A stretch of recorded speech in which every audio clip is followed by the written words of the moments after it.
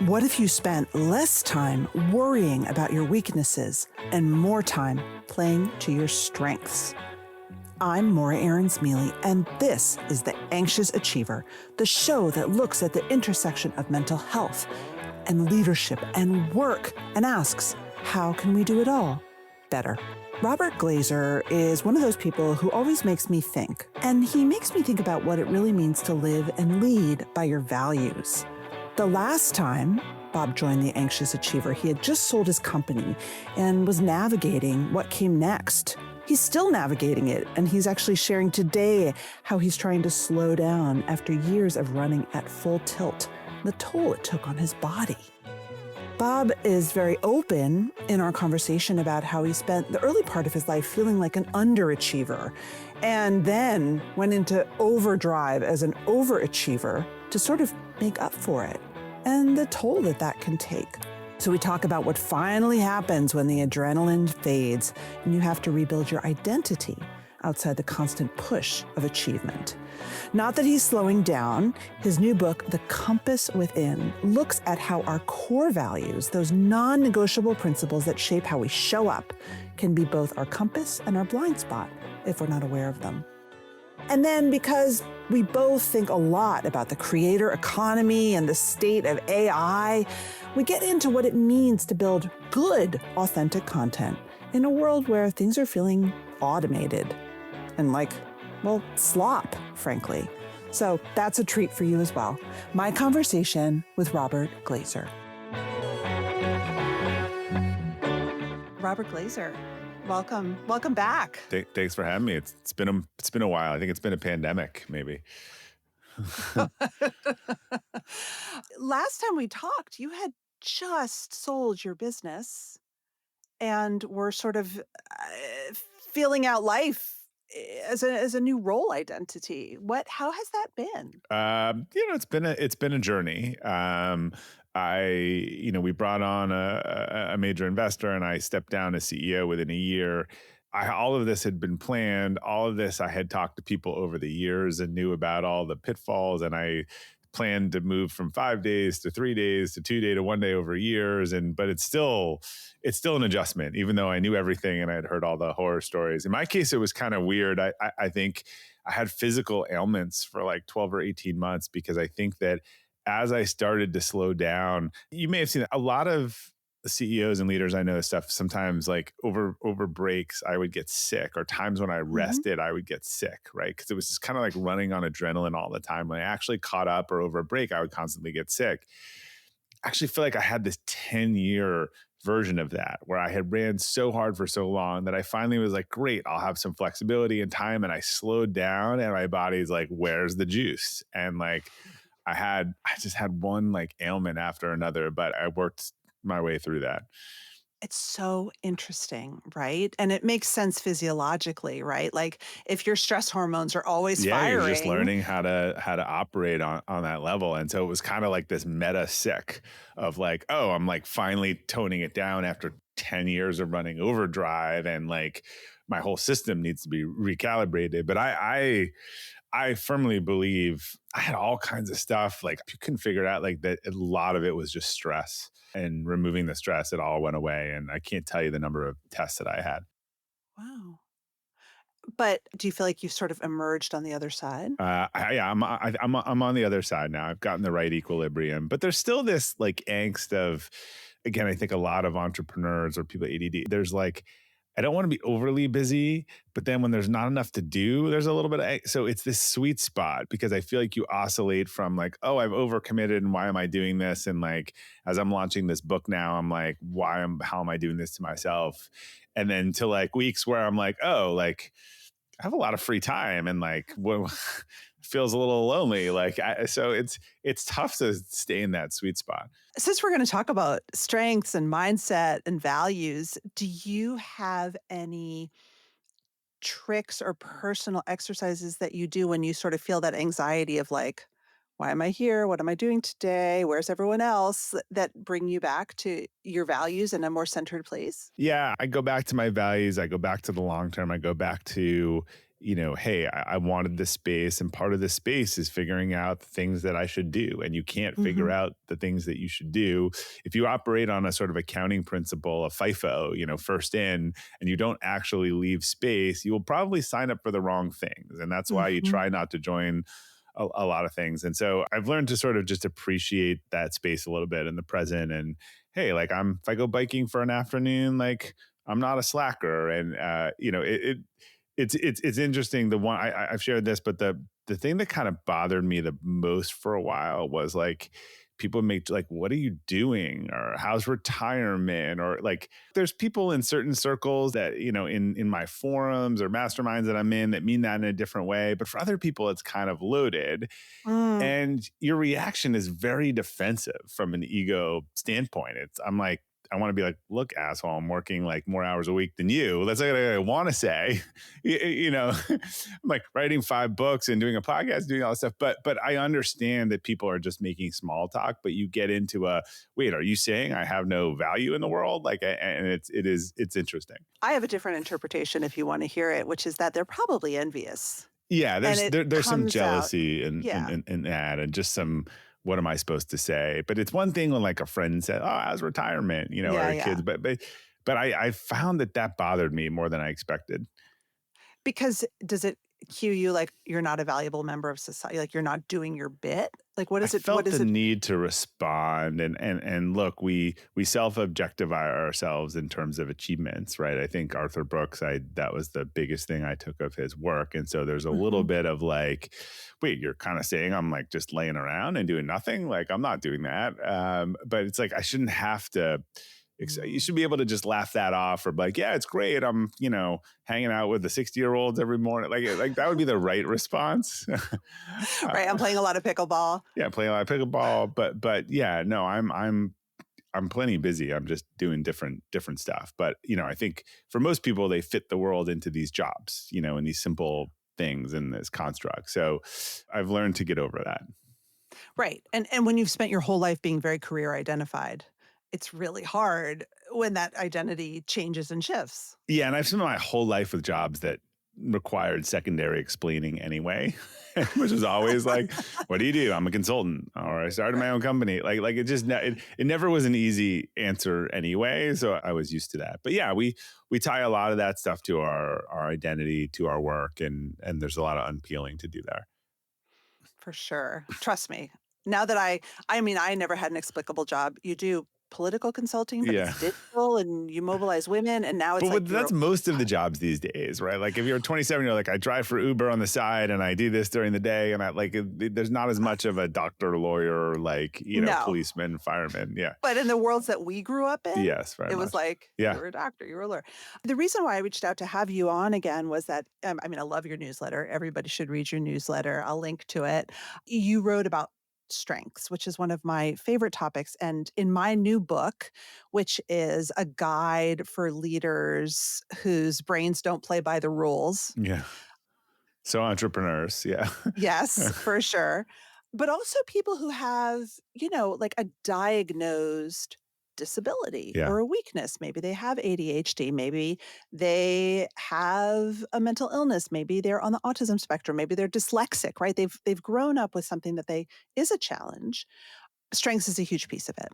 A strengths-based mindset. And you wrote in your newsletter that it took you a while to learn that some advice from your first boss was basically wrong. Yeah. Tell us about that and how you came to evolve as a leader into the belief that knowing our strengths is really, really important. So he wasn't my direct boss, but he was sort of a leader I was working with. And I must have been 22 or 23 years old. One day, military guy, he's like, what I like to do is just like sit down with people and figure out their weaknesses and work on their weaknesses and develop their weaknesses. I'm like, oh, okay, like that sounds reasonable, right? I was like 22 or 23 years old. But as I've sort of matured, I've come to realize like that was the worst like advice ever. And look, and why I do a lot of this core values work is I think like figuring out who we are, what we care about kind of deeply when we're in that zone of genius, how we communicate, like all these, I know a lot of these kind of personality tests are like under attack and they're not science. I don't look at them as science. I look at them super instructive as the type of environments that you work better in, your communication style, and you start seeing like tons of patterns about yourself, right? And Yeah. to me, it's like you want to play to your strengths. You want to do that 90% of the time. You want to create a job that stinks, but the weakness thing is interesting, right? I think there's a work on your weaknesses, don't ignore them. Like, I think you need to be very aware of your weaknesses and you want to try to mitigate them, right? So you're a great salesperson and you suck at notes and orders, you hire an EA who does that so you can sell more. A lot of people have said as a leader, your EA should have almost the opposite traits. Like they should cover your weaknesses, but you have to have that self-awareness to know that. And you need to cover them. So I like sports analogies. I know a lot of people don't. I just think they're good. Like tennis. I've played tennis all my life. It's a great example. You're not going to win in tennis because of your weakness, right? Right. Your strength, if you have a great serve or a killer forehand, but if you have a glaring weakness on the tennis court and you were playing a decent opponent, like if you have a no backhand, they should serve you nothing but backhands, right? So you're not going to turn your backhand into your best shot, but you have to like cover up the weakness a little bit, right? You've got to learn enough or you won't even get to use your strengths. Like it won't matter how good your serve is because you missed every backhand. So that's the analogy. To me, it's like identify it. No, I'm not good at it. How do I cover it up? Do I get a little bit better at it so that it's not a glaring problem? Do I hire someone with a complementary skill? Like that to me is the winning combination. But I was just interviewing an entrepreneur CEO on my own podcast yesterday. And he was saying like what he learned over time was like he just stopped taking every job and he started giving up the stuff he wasn't good at, figuring out what he was good at and doubling down on that. And to me, that's the key. And so if we don't know our own weaknesses, that's a problem, but you should, your own strengths, I mean, but you also can't be blind to your weaknesses or people will exploit them or they'll be Yes. exploited. Well, Yeah. 100%. And just to interject, I mean, I know that a lot of the strengths tests that we take at work of topic, but the science is pretty clear, to be honest. Like strengths exist, personality exists. Yeah. And in my field, right, if you are neurodivergent, it's very real. You probably have a spiky profile of abilities, Right. meaning, like for me, I got a perfect score on the verbal SAT. I got the 43rd percentile in math. Yeah. I don't agree with the criticism is that like the science hasn't backed up some of like the Myers-Briggs and all that stuff. But if you've taken these things, just even like if I remember being in a room with a disc trainer, like on the disc thing, right? And they had everyone answer questions like, what would you do in this situation? And everyone went to the quadrant and they said, raise your hand if you're a D, you're an I, and like everyone was in the same quadrant who answered the question that way. So I don't think your defined personality, but they show your inclinations and your preferences and the natural things you're drawn to. And having done so many of them over the year, like eventually I'm like, yeah, I know which box I'm going to be in. Like I'm the quick act, as the Colby, like, yes, I move quickly, I activate, like that's how I operate. And it's super instructive for when you're working with other people. And I tend to think that like even the value stuff is kind of the holy grail of that because like what do I value the most? That's how I'm going to show up in terms of the things that I value. I mean, the brain science is evolving. And so if they looked at your brain and they found that you had like a high dopamine seeking Which I do. Yeah. brain, right? And all the things, it would be like, yeah, this is my strength. I mean, I'm fascinated, especially at the research into the dyslexic brain. And like, we understand that the fact that tons of dyslexic people are entrepreneurs is because they literally process information differently. Right. And that's both their And they weakness. look at things differently. And They what see an the entrepreneur world. does is someone once told me an entrepreneur finds a solution in between two things that no one ever saw. Right. Like, so yeah. That's, I've had so many CEOs and entrepreneurs on my podcast, and I usually ask them sort of about childhood, and most of them were ADD. Most of them were like thrown out of class. So what was valued in the school system was the complete opposite of what made them successful, which is always interesting to me. Exactly. I mean, what I'm trying to figure out in my book is the people who aren't all entrepreneurs, right? Yeah. It's like, I call it being great at your craft and bad at your job because your job is full of so much bullshit, like answering your emails Right. and staying quiet, So it's really interesting, but I'm very much team strengths. Talk about how you came to learn your own strengths. Look, I started I loved that stuff. First it was Myers-Briggs, a little too complicated. Then the DISC one. I did the Y profiles that came with Gary's. That was the I don't most know that powerful one. yeah, a gentleman named Gary Sanchez kind of took Simon Sinek's work and said, great, like we agree with this whole why thing, but like finding your why is not so easy. And he actually developed these 8 archetypes that most people fall into. We did them in our work 10 years ago, and they're the most it's just how you show up. What is the default way you show up, and what is the why you do things? I can see any two people arguing and like their whys are behind it. So Really? having done that and Colby and all these things and core values, I just started to learn over time, like, look, this is what I'm good at. This is what I'm not. And I think what a great leader does is they just tell people that before they hire them. Like, hey, one of my top core values and why is find a better way and share it. Like, if you don't want to figure out better ways to do things, like don't be on my team. Like if you're someone who likes repetition and safety and security, like you will hate working for me. Cause I'm like, how do we break it? How do we make it better?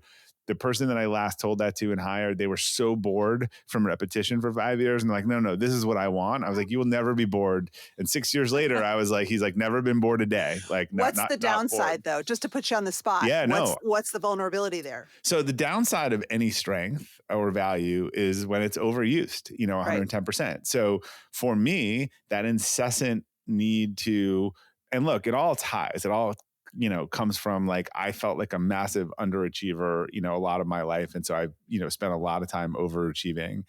And it's really clear, like I exhaust myself, my family, and my employees in this sort of constant, never, what's the line?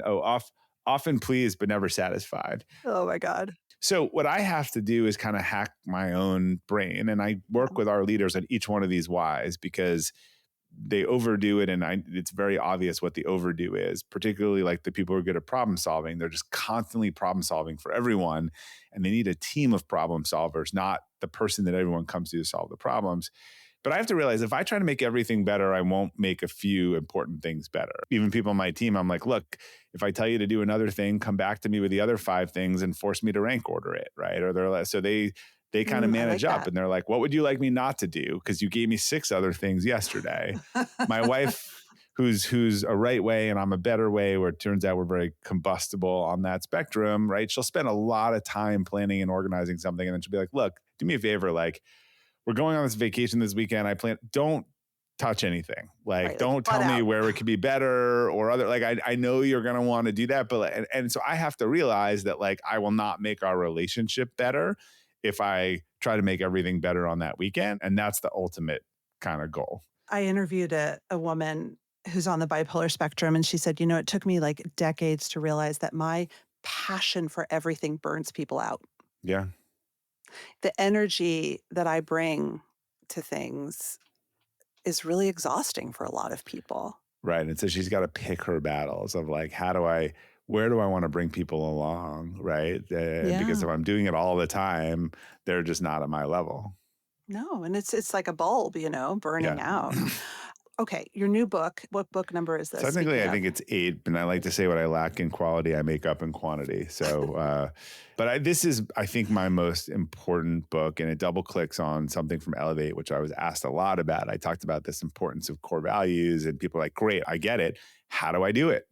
And like the Simon Sinek problem, I'm like, well, it's not that easy. Like, right. And I built this course and I do this training program and all this stuff. I was like, how do I bring this kind of system and framework? I actually thought it would be a boring book. And then I had the idea to make it into a parable so people could actually follow this fictional character who's going through what I call the big 3, sort of your vocation, your personal relationship, your partner, and your community, and real questions about whether those are value aligns. And he meets a mentor who coaches him through that. And then at the end, kind of like Patrick Lencioni's work, who endorsed the book, it kind of tells you what you saw. And it's like, look, this is the framework to figure out your core values. It's the same thing that Jamie and Jack just did together. So people who have read it, they're like, God, I felt like you were writing about me or this situation. Because I'm like, yeah, this is all of us. Like, we all kind of hit the existential things. And to me, understanding your personal core values is the ultimate decision-making rubric in terms of like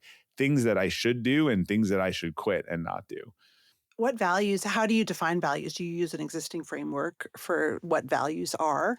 to me, personal core values, which are different, are sort of the non-negotiable principles that guide your behavior and decisions.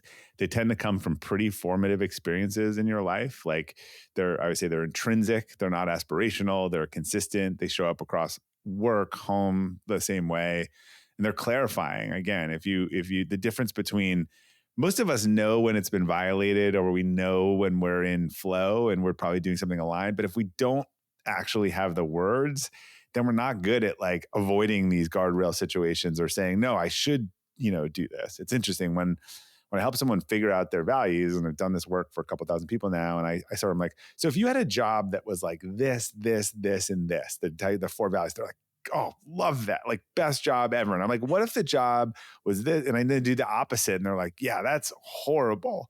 Say some values that could, so just throw out some values that might be. Yeah. So to me, the other key is, and I have a whole formula around this for actionable, they can't be one word. One word doesn't let you, it's not clear enough. Like I've heard 6 definitions of integrity.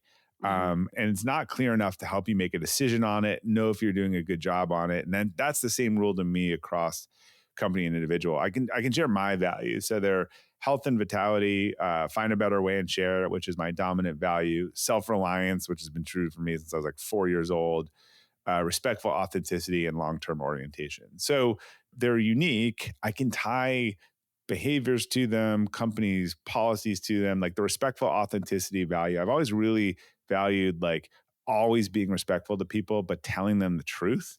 And it literally is a direct dotted line to our whole eliminating 2 weeks notice program and my TED talk and the whole thing we did to try to change how people left companies to be more respectful, which requires being truthful with people, but also trying to help them, and get them to a better place. So those are examples. There's a lot of family is like not a value, kind of a lot of people, because it's not consistent across the spectrum. I always say to people, like, how you show up for your family is probably consistent. If we really look at that, that's probably like be there for the people that count. It's probably how you lead. It's probably how your family is. But when you were 10 years old, family wasn't, a value for you. These things, when you figure them out and you go back, you're like, oh, like my behavior has been pretty consistent. So like, here's another good example. Someone on our team, like, include all perspectives, right?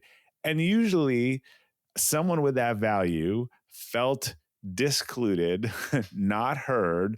Most values are doubling down on something you really cared about or desperately seeking the opposite of something that was painful for you.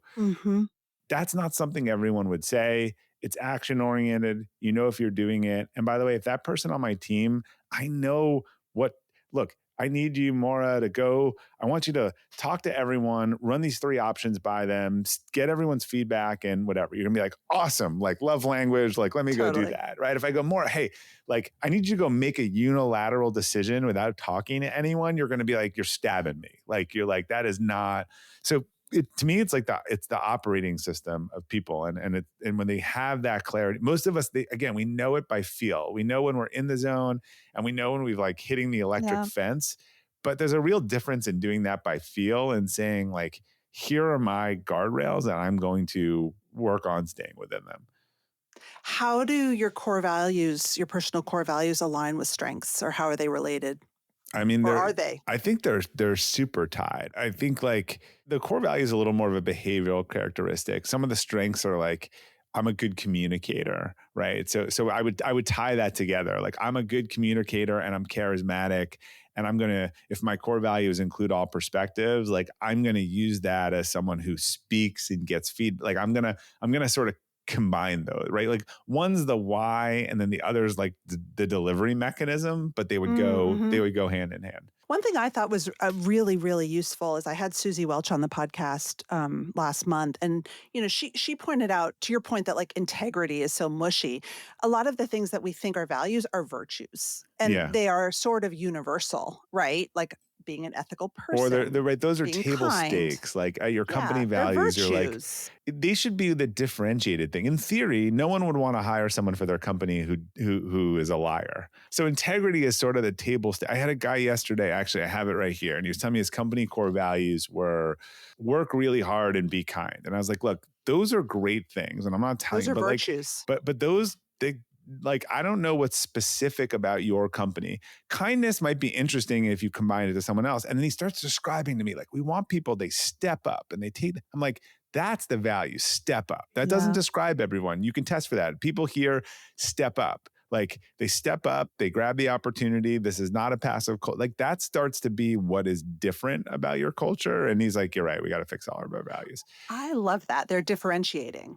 They're differentiating. Like each one might not be differentiating, but it's kind of like a lottery code. The chance of someone, if you have four, the chance of the same four are like highly illogical. And to this big three, like this is, if you don't have core values alignment with your partner, with your community, and with your vocation, it won't work. In fact, Mm-mm. I was doing this work with someone who I was coaching, team member, and they were going through a divorce, and we figured out her core values.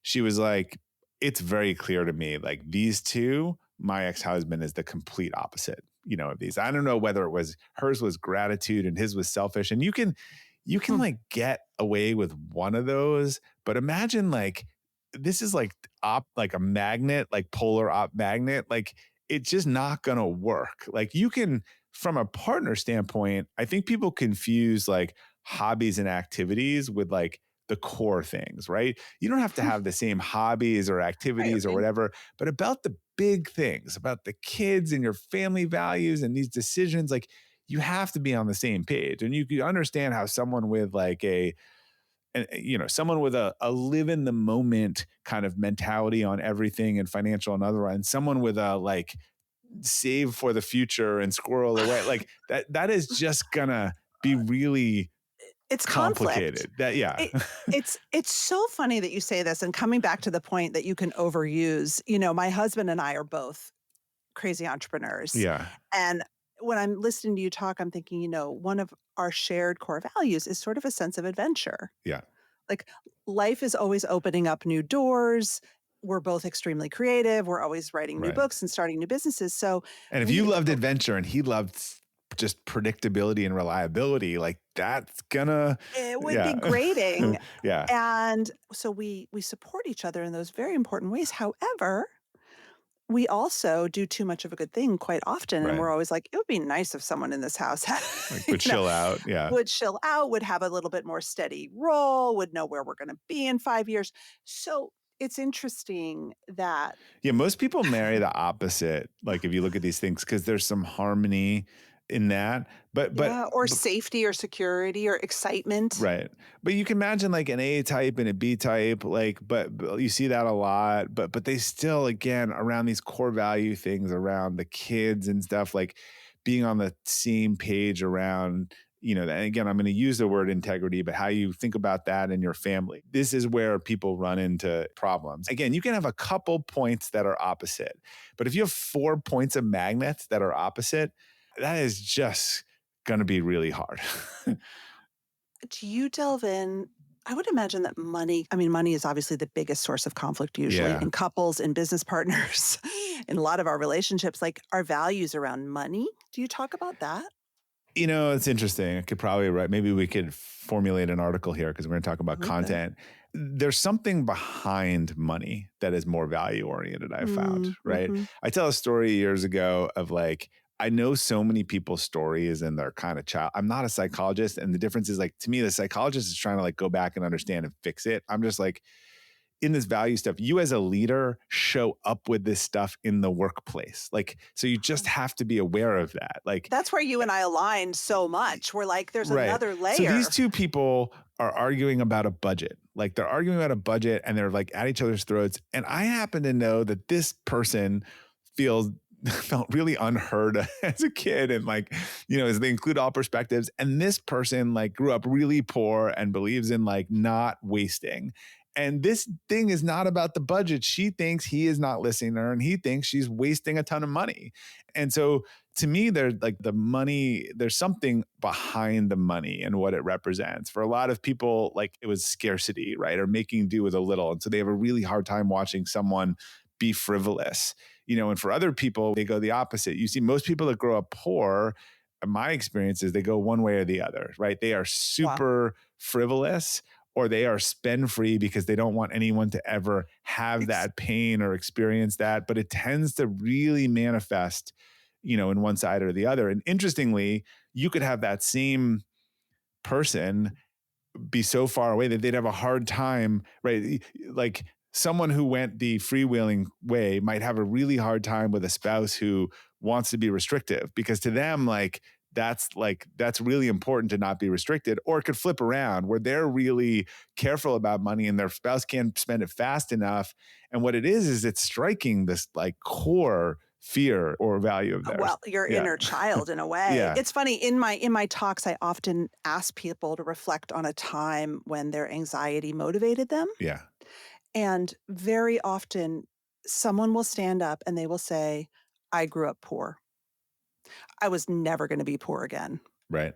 And that fear and that drive to never be poor again pushed me every single day. Yeah. It can also burn you out, it's so, my good friend Phil McKernan says, and I love this line, he says, your purpose lies very close to your pain. And I think for a lot of people, that's true. And that's why I think the therapy approach sometimes, so let's pretend there's a single mom who works 3 jobs, right? And puts this kid through college into Harvard. The kid goes on, goes to Harvard, goes on to found, and this is sort of told in the book as a story, so I'll give this away, goes on to found an award-winning after-school daycare program that changes the lives of tens of thousands of kids. They did that because they were lonely as a kid and their mom wasn't around. They are not mad at their mom. They're not blaming their mom. The mom did the best they could. She worked 3 jobs, got them into Harvard, and look at what she did. But that was just the reality. Now, sometimes I think the therapy side goes, let's depack it and blame.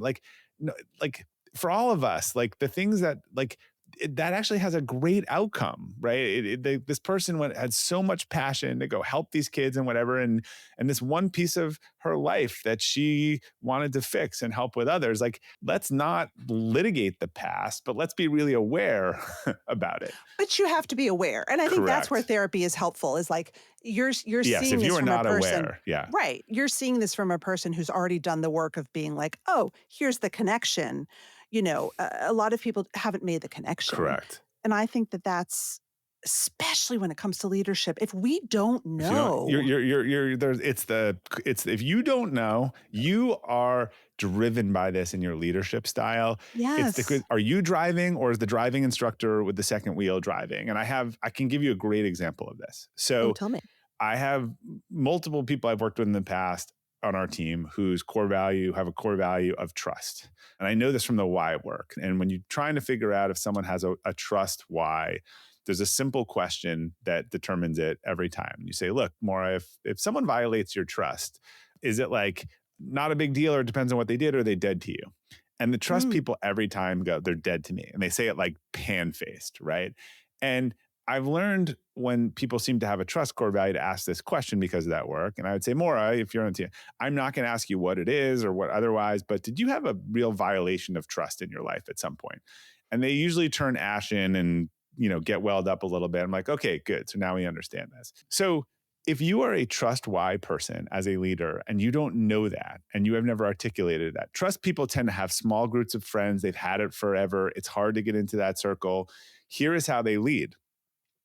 You are sorted by trustworthy or not trustworthy, right? You're either in the circle or not in the circle.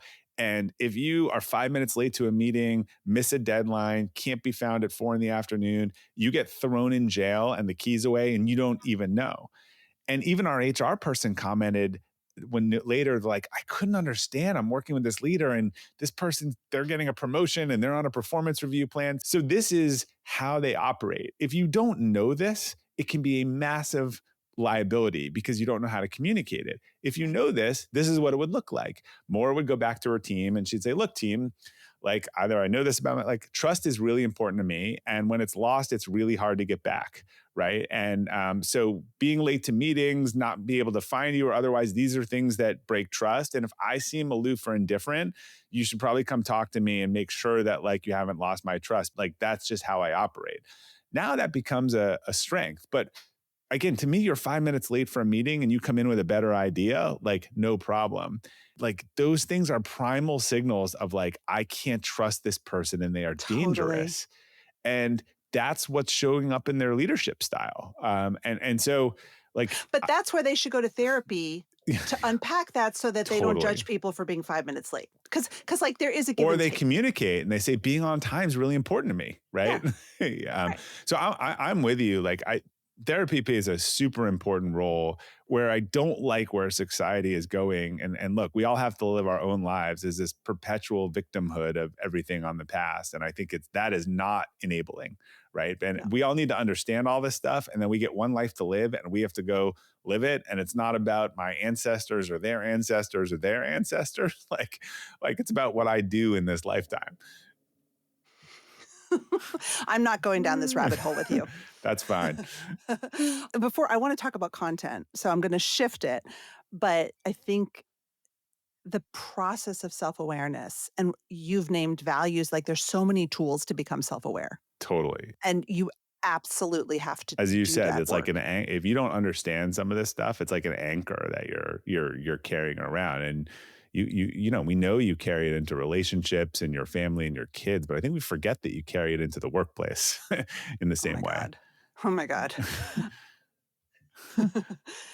In our remaining time, I want to just take advantage of you because I posted this thing on LinkedIn July 1st.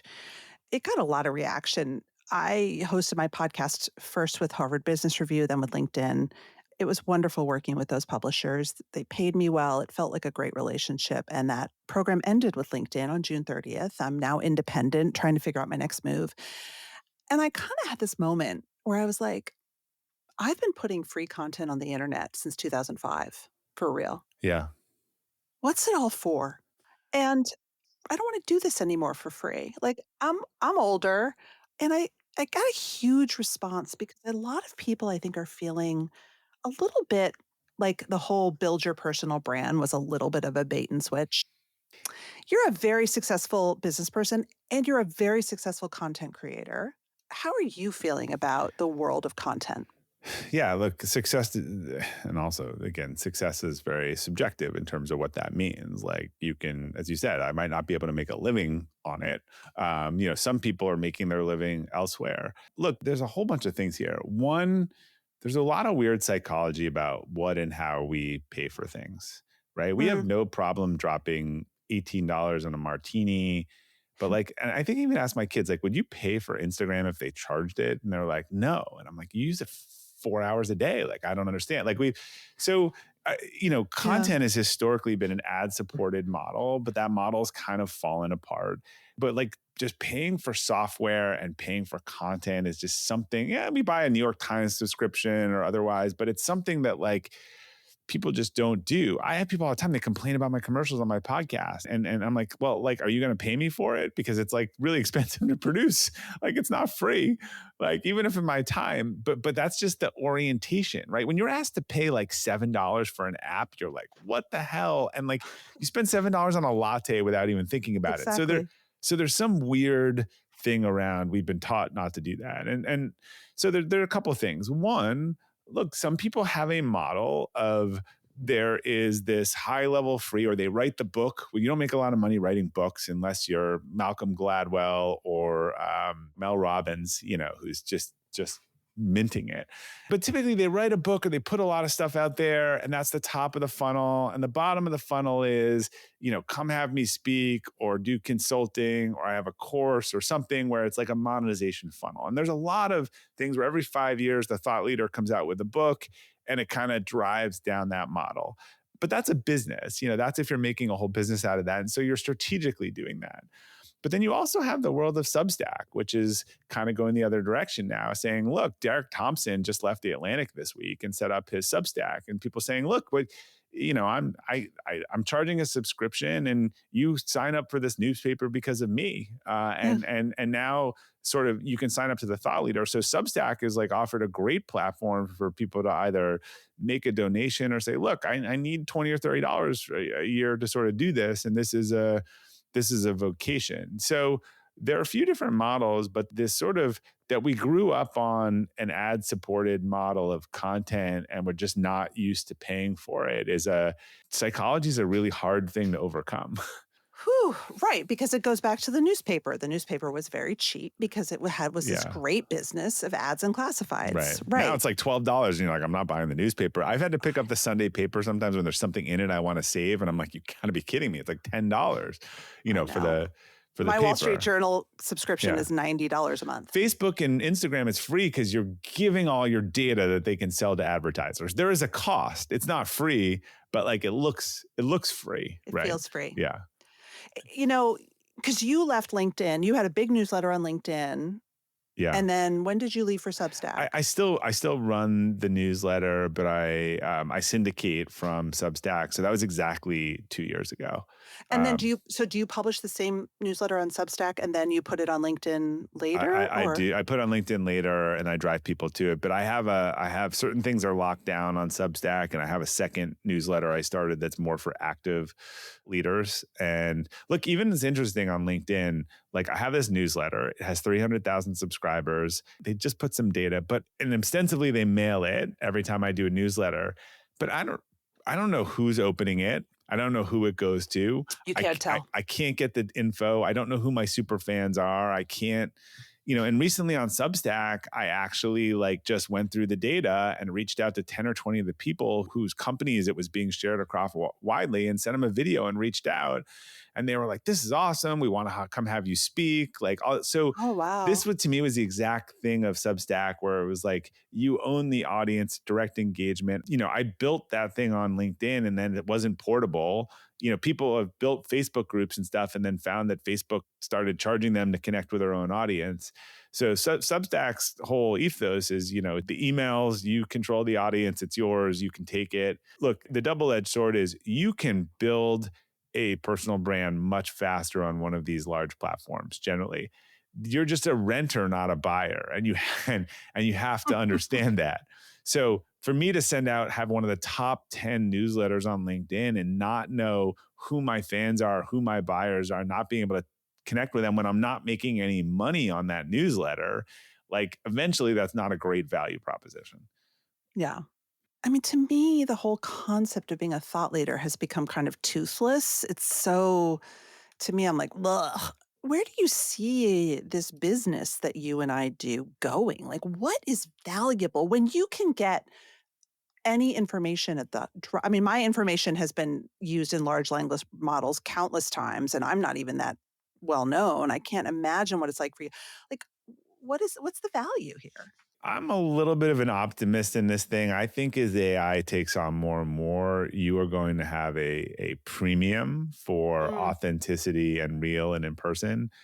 I'm taking my kids to the Coldplay concert tonight and I am paying an arm and a leg, to go see a live music experience at Gillette because they can't make any money off streaming, right? So Right. look, AI can make music, it can make art, but we've kind of already had an example of this. There's this process called G-Clay, right? Which is a mimic production of a thing. Like they're 1/1000th of the original. So if I hung it in my house, you wouldn't know the difference, but people don't pay the same for the original as they do for the reproduction.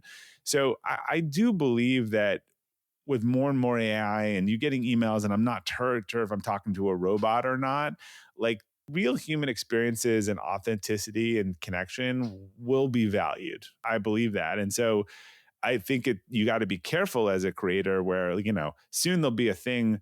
There was a newsletter that I was on and I was like, this guy's newsletter got way too good. And I ran 4 or 5 of the episodes through Zero GPT and it said it was 100% AI. Right. And this is where I think like it's a good assistive tool, but if you start overusing it and you start having everything perfect and you don't have any people, you kind of lose your, touch. I was mentioning to you, those 10 video emails I sent to people had the most disproportionate response because eventually maybe they could be AI, but they were a minute each.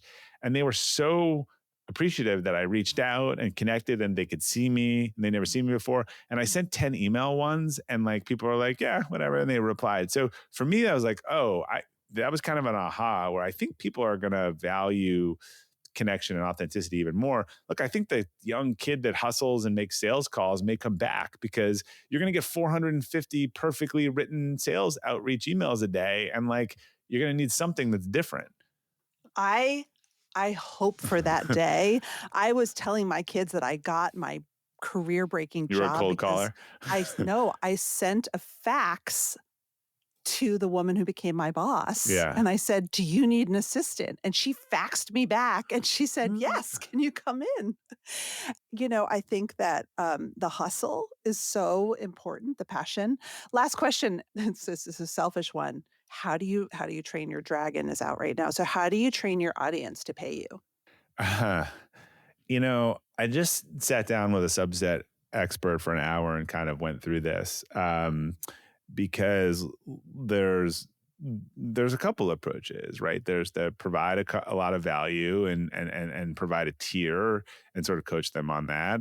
I'm going to test this approach too in the fall when I kind of hit renewals, because the paying percentage is pretty low for the amount of people. I should be higher based on the stats for the amount of people who tell me they read it every week and forward it otherwise. So I'm going to try a little note that says, look, and maybe you don't know, like I started doing this years ago. Like it's a platform now. I have a team. I pay them.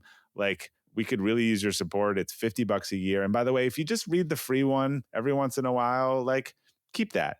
If you're sending this every week to friends and family and you've gotten value out of it ever, like, can you please support us? And I'm going to send that to the most engaged subscribers, and I'll let you know I was given that works. advice. Yeah. Just to add. So again, in my free agency, I've been speaking to a lot of like subscription model podcast companies, and they were just really talking about that sort of public radio approach, and me just coming from a place of total authenticity and saying, look, my contract ended. Like, if you like my content, if I've helped you in your life, consider giving me $5 a month. Right, exactly. Like, please. And people don't realize, again, I think because these personal brands, like I can't do all this stuff. I have graphics people that help. I have administrators that help. I have editors that help.